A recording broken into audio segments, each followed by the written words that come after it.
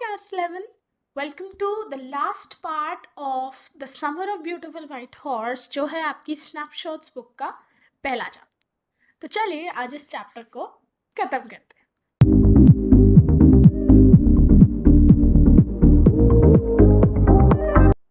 हाँ जी, पार्ट 2 में हमने जाना अबाउट अंकल खुसरो।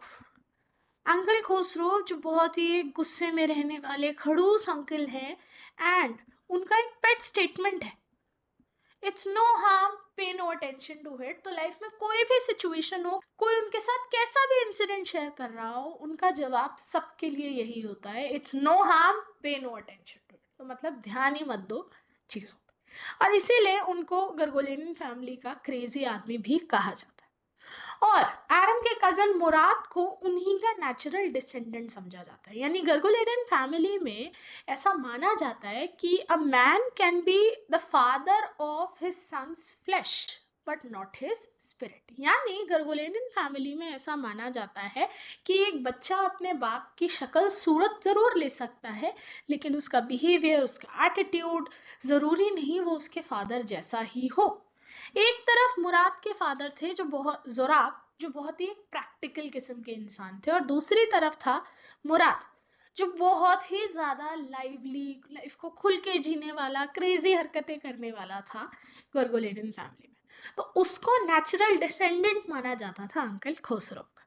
खैर, अपने इसी पागलपन के चलते एक दिन वो एक सफ़ेद घोड़े पे सवार अपने कज़न एरम को लेके राइड करने निकल। अब वो एरम को कहता है कि वो नीचे उतरे क्योंकि उसे अकेले राइड करना है, और एरम कह देता है कि मैं उतर रहा हूँ, बट एक शर्त पे कि वो उसे भी अकेले राइड करने देगा। मुराद कह देता है ओके, बट वो कह भी देता है कि ये घोड़े की मर्जी होगी कि वो तुम्हें राइड करने देगा या नहीं। जब एरम दूर खड़ा मुराद को देखता है घोड़े पे राइड करता हुआ, वो बहुत खुश होता है क्योंकि वो बहुत खूबसूरत नज़ारा था। लेकिन जब एरम की खुद की बारी आती है, घोड़े को एरम ज़्यादा कुछ पसंद नहीं आता, एंड वो उसको एक विनयार्ड में नीचे घेर के भाग जाता है। मुराद को आधा घंटा लग जाता है उस घोड़े को वापस ढूंढ के लाने में। फिर एरम पूछता है कि वो इस घोड़े का क्या करेगा, तो मुराद कहता है कि उसे एक जगह पता है जहाँ घोड़े को छुपाया जा सकता है। और जब वो उस जगह की तरफ जा रहे थे, मुराद की आवाज में टेंशन ना देख के, मुराद के माइंड में कोई स्ट्रेस ना देख के एरम को यकीन हो जाता है कि आज से नहीं, ये घोड़ा इसके पास पहले से है। तो वो इससे पूछ लेता है कि भाई कब चुराया तुमने घोड़ा। तो मुराद कहता है चोरी की बात किसने की। तो एरम कहता है अच्छा, कब से है ये घोड़ा तुम्हारे पास। तो कह रहा है आज सुबह से पहले नहीं। एरम कंफ्यूज, तो क्या तुम सच बोल रहे हो। तो मुराद कहता है बिल्कुल नहीं, बट अगर हम पकड़े जाएं तो मैं सबको यही बोलना है कि आज सुबह से पहले घोड़ा हमारे पास नहीं था। खैर, घोड़े को एक डिजर्टेड विनयार्ड में छोड़ के दोनों भाई अपने अपने घर लौट जाते हैं। उस दोपहर अंकल खोसरोव एरम की मदर के चलाए जाने वाले पार्लर में बैठ के कॉफी पी रहे होते हैं और स्मोक कर रहे होते हैं, और जॉन बायरो नाम का एक फार्मर वहां आता है। जॉन बायरो बहुत ही ज्यादा उदास था, एंड वो अपना दुख पार्लर में बैठे अंकल खुसरो के साथ बांटने लगता है। ये उसकी पहली गलती थी। खैर, वो अंकल खुसरो को बताता है कैसे उसका घोड़ा खो गया है, एंड वो बिल्कुल परेशान है इस बात से क्योंकि एक वो घोड़ा उसके लिए $60 का था, और दूसरा उसकी सरी बेकार थी बिना घोड़े के। सरी इज लाइक अ कैरेज, घोड़ा गाड़ी। तो बिना घोड़े के वो उस गाड़ी को चलाएगा कैसे और पैसे कमाएगा कैसे, इसलिए वो बहुत ज़्यादा दुखी था। लगभग 1 महीना हो चुका था उस घोड़े को खोए, बट अंकल खुसरोव वो बार बार बस फार्मर की हर बात का जवाब दे रहे थे कि इट्स नो हार्म, पे नो अटेंशन टू इट। और जैसे ही उसने पैसे वाली बात की, अंकल खुसरोव कहते हैं थूकता हूँ मैं पैसे पे, और वो वहां से दरवाजा पटक के चले जाते। जॉन बायरो बहुत ज्यादा उदास हो जाता है, एंड एरम को इस सबसे खैर फर्क नहीं पड़ता, क्योंकि उसे जैसे ही पता चलता है कि वो सफेद घोड़ा जॉन बायरो का और वो उसकी तलाश में है, वो भाग कर जाता है अपने कजन मुराद के घर। सो लेट्स सी आगे क्या हुआ। मुराद बैठा था एक पीच ट्री के नीचे, जहां पर वो एक यंग रॉबिन, एक पक्षी का पंख ठीक करने की कोशिश कर रहा था। वो पक्षी जो उड़ नहीं पा रहा था, वो उस चिड़िया से बातचीत कर रहा था। जब मैं उसके घर पहुंचा, वो मुझसे पूछता है कि क्या हुआ। तो मैं उसे बताता हूँ द फार्मर जॉन बायरो, उसकी सांस फूल रही थी क्योंकि वो भाग के आया था, वो हमारे घर आया था, उसे अपना घोड़ा चाहिए, तुम्हारे पास 1 महीने से है वो घोड़ा, मुझे वादा करो तुम वो घोड़ा तब तक नहीं लौटाओगे जब तक मैं राइड करना नहीं सीख जाता। ओह माय गॉड, ये छोटा बच्चा इंस्टेड ऑफ अपने भाई को ये समझाए कि हमारी ट्राइब की वैल्यू है ऑनेस्टी, हमें वो जॉन बायरो को उसका घोड़ा लौटा देना चाहिए, वो अपने भाई से क्या वादा लेने आया है कि वादा करो तब तक घोड़ा नहीं लौटाओगे जब तक मैं हॉर्स राइडिंग नहीं सीख जाता। तो मुराद कहता है भाई तुझे तो 1 साल लगेगा, 1 साल तक रखें घोड़ा? हाँ हाँ रख लेते हैं, 1 साल तक रख लेते हैं, वो छोटा 9 साल का बच्चा बोला। कजन मुराद एकदम खड़ा हुआ, क्या तुम गर्गोलेनियन फैमिली के मेंबर को चोरी का न्योता दे रहे हो? हॉर्स को अपने सही मालिक के पास लौटना पड़ेगा। फाइनली मुराद ने कोई समझदारी की बात की। तो आरम पूछता है कब? 6 महीने में दे देंगे। यहां से वो बचपना लौट आया।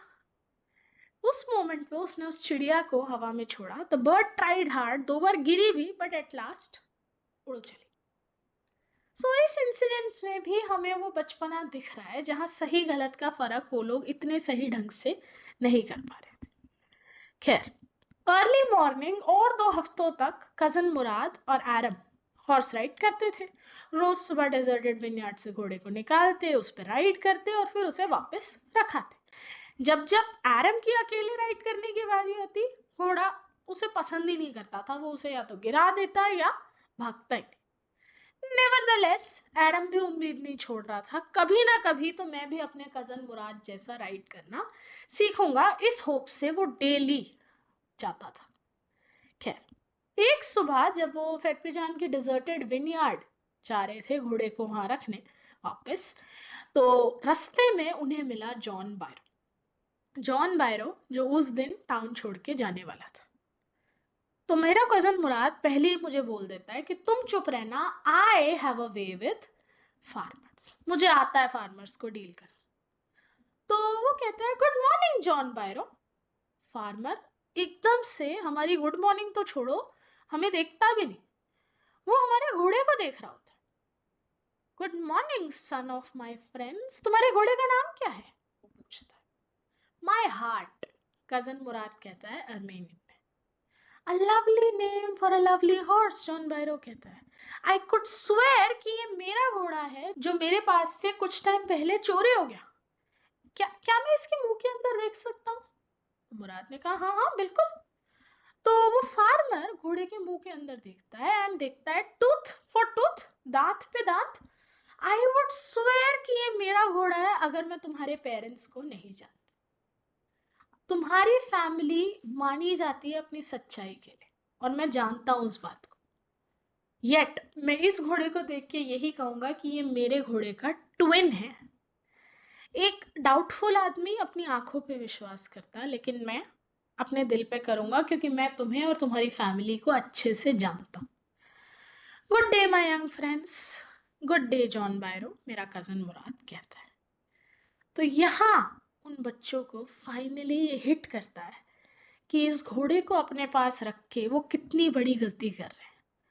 वो उनकी फैमिली की 11 सेंचुरी से चली आ रही इज्जत को डुबा सकते हैं अपनी इस एक हरकत की वजह से। तो अगले दिन वो दोनों बच्चे जॉन बायरो के विनयार्ड में जाके डिसाइड करते हैं कि वो घोड़े को छोड़ के आएंगे। और जब वो ये कर रहे होते हैं, जॉन बायरो के कुत्ते उन्हें पीछे पीछे फॉलो कर रहे होते हैं। तो एरम अपने भाई मुराद को कहता है अरे डॉग्स, वो भाग करेंगे, क्या कर रहे हो तुम? तो मुराद उसे कहता है कि किसी और पे करेंगे, I have a way with dogs, dogs मुझे समझते हैं। खैर, मेरे कजन मुराद ने अपने आर्म्स को घोड़े के अराउंड रखा, उसकी नाक प्रेस करी एंड उसे पैट करके अलविदा बोला और हम दोनों वहां से निकल लिए। उस दोपहर जॉन बायरो हमारे घर आया अपने सरी में एंड मेरी माँ यानी आरम की माँ को घोड़ा दिखाता है अपना और कहता है कि वो जो घोड़ा चोरी हुआ था देखो वापस आ गया। मुझे नहीं पता क्या सोचूं कैसे सोचूं, हॉर्स पहले से ज्यादा स्ट्रांग है, कम गुस्सा कर रहा है एंड मैं तो बस भगवान का शुक्र कर रहा हूँ मेरा घोड़ा लौट आया। मेरे अंकल खुसरो पार्लर में ही थे, वो अंदर से पार्लर के बाहर आए और चिल्लाए, क्वाइट मैन क्वाइट, चुप हो जाओ, मिल गया ना तुम्हारा घोड़ा, पे नो अटेंशन टू इट, अब इस बात को यहीं खत्म करो। तो अंकल खुसरो बीइंग खुसरो, वो अपना स्टेटमेंट बोलना कैसे छोड़ सकते थे। ये था बच्चों हमारा chapter the summer of the beautiful white horse, यानी लगभग 1-1.5 महीना उन दोनों बच्चों ने उस घोड़े के साथ गुजारे, एंड ये 1-1.5 महीना उन्हें हमेशा याद रहने वाला। एंड फाइनली उन बच्चों ने ये भी रियलाइज करा कि सच बोलना क्यों ज़रूरी होता है और सही और गलत के बीच डिफरेंस रखना भी ज़रूरी होता है। ये करके उन्होंने अपनी फैमिली की चली आ रही इज्जत को बरकरार रखा। अच्छा था ना ये चैप्टर। मिलूंगी आपसे अगले हफ्ते स्नैपशॉट्स के अगले चैप्टर के साथ, तब तक के लिए गुड बाय।